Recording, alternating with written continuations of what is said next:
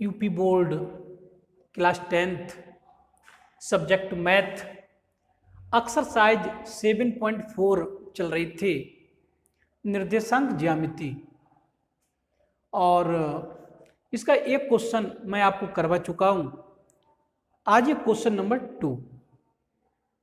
तो क्वेश्चन 2 में क्या कहा गया है, ध्यान दे, पढ़ रहा हूं एक बार क्वेश्चन के लिए। क्वेश्चन नंबर 2 में कहा गया है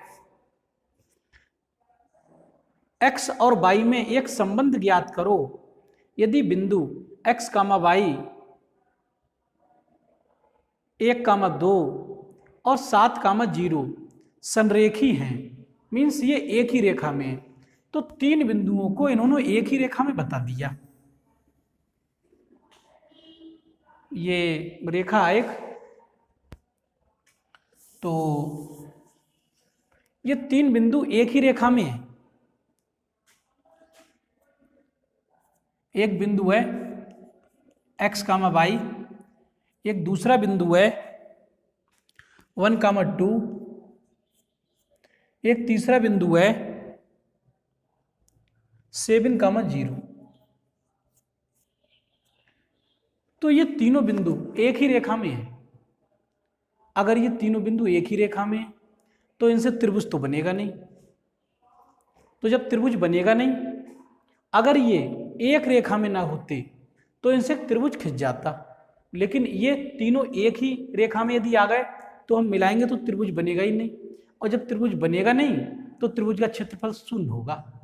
तो हम इसमें त्रिभुज का क्षेत्रफल बराबर 0 रख कर इन बिंदुओं को उस सूत्र में रख कर और x और y में एक संबंध ज्ञात कर लेंगे। तो यहां लिख देंगे यदि तीनों बिंदु समरेख हैं,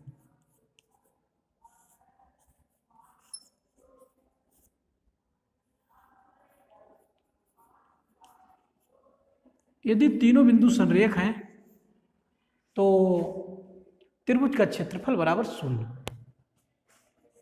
त्रिभुज का एरिया बराबर 0 होगा। अब त्रिभुज का क्षेत्रफल होता क्या है? त्रिभुज के क्षेत्रफल का मैंने सूत्र लिखवाया है 1/2 x1 ब्रैकेट में y2 minus y3 plus x2 bracket में y3 minus y1 plus x3 bracket में y1 माइनस y2। ये त्रिभुज का क्षेत्रफल बराबर 0। ठीक, तो ये 3 बिंदु हैं। इस पहले वाले बिंदु को x1 y1 कह देंगे, दूसरे वाले इस बिंदु को x2 y2 कह देंगे, तीसरा वाला बिंदु है इसे x3 y3 कह देंगे। तो यहाँ से x1 का मान x है, y1 का मान y है, x2 का मान 1 है, y2 का मान 2 है, x3 का मान 7 है, y3 का मान 0 है। ये सब इसमें रख देंगे। तो यहाँ से 1/2 ये तो ऐसा ही रहेगा। x1 का मान यहाँ से x है, y2 2 है, माइनस y3 का मान 0 है, प्लस x2 का मान यहाँ से 1 है, y3 का मान 0 है, माइनस y1 का मान y है, प्लस x3 का मान 7 है, y1 का मान y है, माइनस y2 का मान 2 है, ब्रैकेट बंद इज इक्वल टू 0। तो यहाँ से 1/2 ये है। तो 1/2 तो क्योंकि इसके मल्टीपल में लगी हुई मल्टीप्लाई में, तो ये अपॉन में नीचे चले जाएंगे 0 के नीचे। और जो 0 के नीचे चला गया तो वो कभी लौट कर नहीं आया, तो ये भी कभी लौट के नहीं आएंगे। 0 के नीचे चले गए तो चले गए, समाप्त। तो यहाँ से केवल ये मिलेगा, एक तो x और ब्रैकेट में 2 में से जब 0 को घटा देंगे तो 2 ही बचेगा।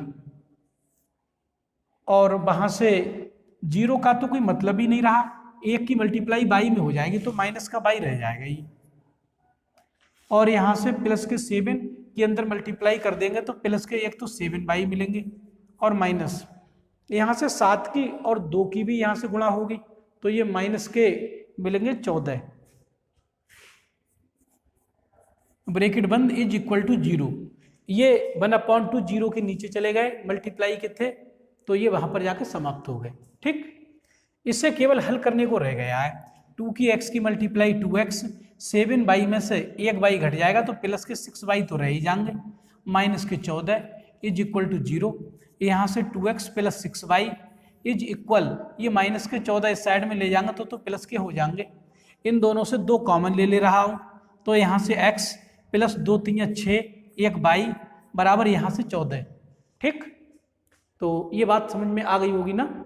आगे देखते हैं, ये 2 फिर से मल्टीप्लाई में आ गए तो ये अपॉन में चले जाएंगे नीचे, x plus 3y is equal to यहाँ से 14 और ये 2 नीचे आ जाएंगे, 2 से कट जाएंगे, 2 सत्ते 14, तो यहाँ से x प्लस 3y बराबर 7।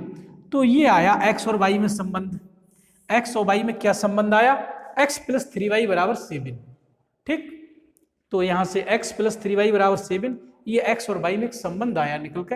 यही क्वेश्चन में पूछ रहे थे कि अगर ये तीनों बिंदु संरेख हो जाएं, मीन्स एक ही रेखा में हो जाएं, तो x और y में क्या संबंध होगा, तो ये संबंध होगा इनमें। ठीक, तो मैं समझता हूँ ये क्वेश्चन काफ़ी सरल था और आप लोगों की समझ में भी आ चुका होगा। इस वीडियो में इतना ही।